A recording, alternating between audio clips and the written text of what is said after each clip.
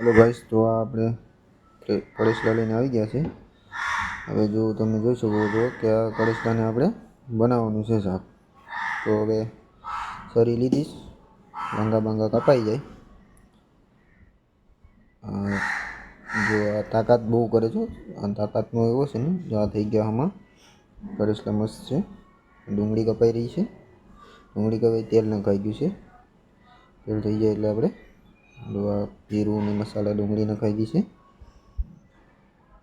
આ એક સાઈડમાં આપણે લોટ બની રહ્યો છે, મસાલો પકાવીને પછી ક્રેપ્સ નાખી દઈએ તો આપણો મસાલો કમ્પ્લીટલી ફાઇનલ તૈયાર થઈ જ ગયો છે।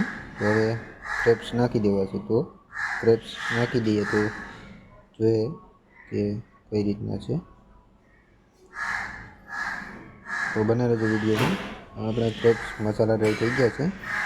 હવે આપણે ડીબામાં લોટ ભરવાનો છે। તો લોટ પણ આપણો તૈયાર છે ને ભરી લઈએ ડીબામાં।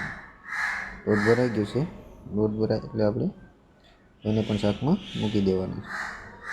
મુકાઈ જાય તો પછી આપણે શાક બનાવી નાખીએ। શાક ઓલરેડી 50% પાકી ગયું છે, 50% બાકી છે। આ આપણું શાક થઈ ગયું તૈયાર। તો ગાઈસ,